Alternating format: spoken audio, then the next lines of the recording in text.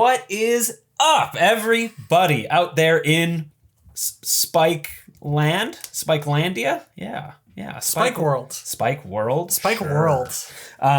We are back, we being me and our lovely guest Cayleigh, for another episode of the Kano Gauntlet. Next up on the shocking block for me is Rhinar. Rhinar is the brute hero, gonna do some intimidatey things, hopefully. I'm bringing 2 mandible claws as my weapons of choice today. I've got the skull horn adorned atop my head, heartened cross strap on my chest, I guess, and 2 pieces of null rune, the gloves and the boots. We are interestingly taking a little bit of a defensive approach to such an aggressive class. I am not bringing the scabskin leathers and the gambler's gloves today. Excellent. Your Skullhorn has barrier, which I don't like. So Arcane Barrier 4 is going to be a little awkward for us to deal with. But hi, I'm Cayleigh, and I'm today playing Kano through the Gauntlet.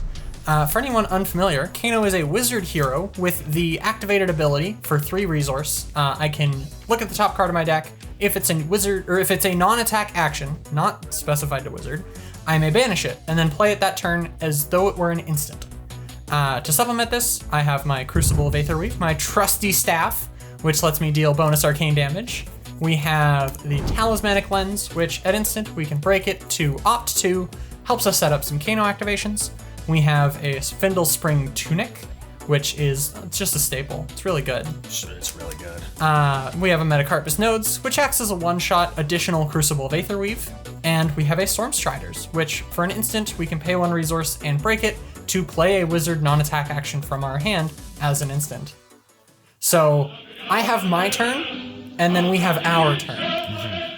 I can't get away. No. I'm gonna make that joke every episode. Perfect. I love it. I'm sure they love it. I'm sure they love it. And I guess as is tradition at this point, apparently, I lost the die roll again. So I am going first because Kano likes to do things on my turn as well. Kano loves to go second.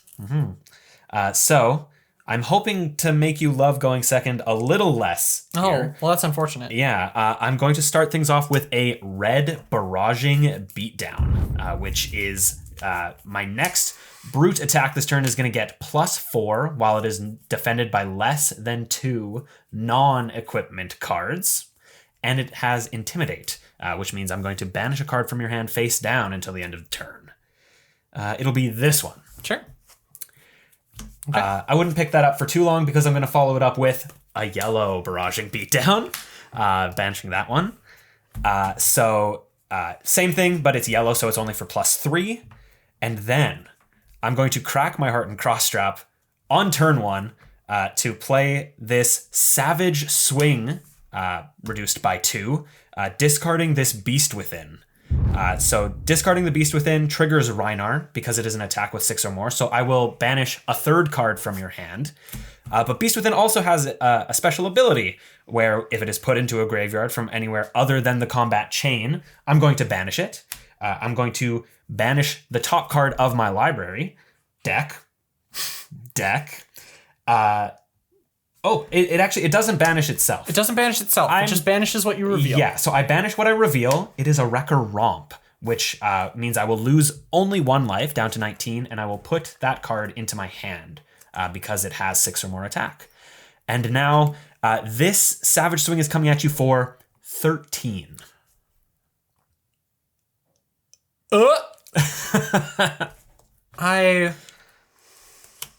I guess I defend for 3 and take 10?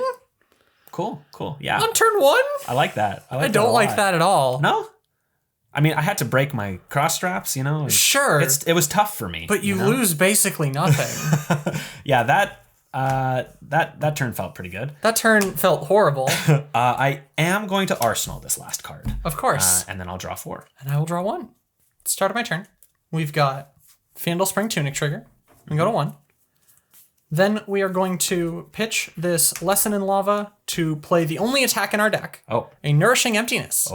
Which, as long as there are no attacks in my graveyard, it gets Dominate, and when it hits you this turn, I get +1 Intellect. Yeah, that is really strong. It's really strong. I just have to let that hit me here, I think. Excellent. I don't really have any other great options. So I will take 6. Perfect. Down to 13. I will Arsenal a card here, and I will draw up to 5. Ooh. In a similar fashion to that first turn, I'm going to attempt to continue to swing for the fences. Okay. I'm going to pitch an energy potion to have 2 resource floating. I'll play an Awakening Bellow, which is a non-attack action. It's going to give the next brute attack action card I play this turn +3, and it is going to intimidate you. Okay. So I'm going to try to kill you here. You're at 13. I know that sounds wild, and it might be, but we're going to try for it. We're going to crack this Talismanic Lens to opt 2. 1 card on top, 1 card on the bottom. Okay. Then we are going to pitch this Whisper of the Oracle to activate Kano and get this Tome of Aetherwind, which we're going to play, and we're going to choose to draw 2. Okay. With 6 cards in hand, I will let your Intimidate happen. That's much worse for me than it should be. This one. Sure. Great. I will then follow that up with using this 2 resource for this Wrecker Romp, which is an attack for 6, so it'll be for 9 total, but as an additional cost, I discard a random card. This one. It is a 6 attack, so I will have an Intimidate trigger again. This one. Sure. And then this is coming at you for 9. Coming at me for 9, hey? Mm-hmm. I will defend for 6. Okay. Please take 3. 3. I go to 2. Okay. I will Arsenal this last card. That might be a mistake, but I'm doing it anyway. Okay. So I still get to start this turn with 4 cards in hand. Yeah, that's terrifying. It's fantastic. I love it a lot. You will. My Tunic goes to 2 as well. Okay. Which is worth noting. Yeah. We are going to start by pitching this blue Voltic Bolt to activate our Crucible of Aetherweave, and then we are going to play a red Voltic Bolt, and we're going to pitch a blue Centering Foresight to Metacarpus Note It. So this is coming in for 7, and I have 2 resource floating. Okay. Yeah, I mean, I will Barrier 4. Sure. So I will take 3. Okay. I'm then going to spend 1 resource to Snapback, red Snapback for another 3. Because I've played another wizard action, I can play this one as an instant. Yikes. I think I have to be as minimally greedy as possible and pay 3. Okay. So you have taken 3 damage this turn so far? Yes, from the Voltic Bolt. Okay. I will pass from there. I will draw, and I will pass. Yeah, I fully Arcane Barriered with my whole hand, so I am just passing back. Before you draw cards, yeah, I'd like to take some actions. I figured you might. We're going to start with this blue Cindering Foresight, which, if it's not my turn, I can play it as an instant. My next effect this turn that would deal arcane damage gets to deal an additional 1, and I get to opt 1. I'd like to leave that on top. We're going to activate Kano. Yep. Banishing this red Voltic Bolt. Yep. We're going to pitch this red Snapback and this Tome of Aetherweave to play that Voltic Bolt for 6 arcane damage. Yeah, I'll take 6. Perfect. And we can proceed to the end of your turn. Great. I'd like to draw my 4 cards. Start of my turn, Tunic goes up. And then I will take no actions and draw back up to hand size. Okay. Yeah, I think I'm pretty dead here. So I'm going to play this yellow Smash Instinct pitching a sand-sketched plan to do so. So it is just an attack for 6 with Intimidate. I have responses to the Intimidate trigger. We are going to start by pitching a Gaze the Ages to crack our Stormstriders. So I have 2 resource floating. Yep. We are then going to spend that 2 resource to play a Stir the Aether Winds, which is I may play my next wizard non-attack action card this turn as though it were an instant, and if it has an effect that deals arcane damage, instead that effect deals an additional 3.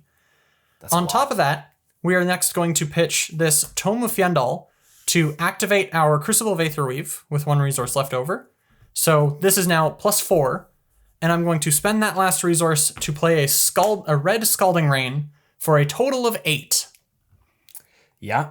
That will do it. I can barrier 4 and take 4. Take 4! And die. Kano! Kano.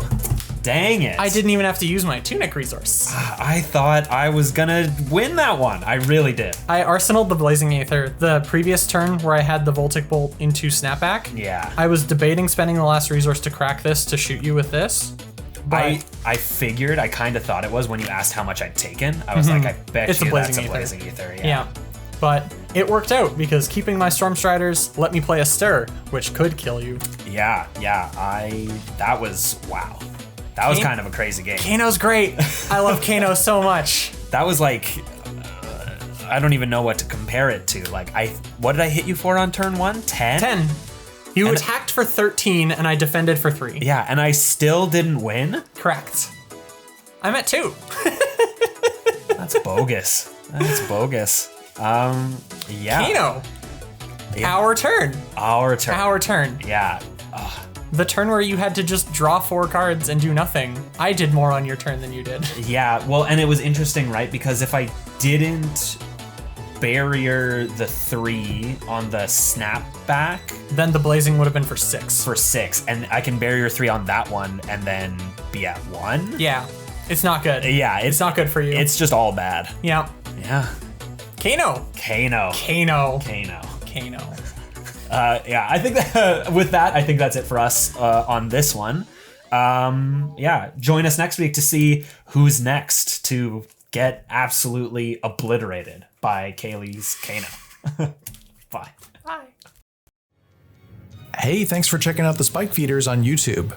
Before you close the window, make sure you click subscribe for more great Flesh and Blood content.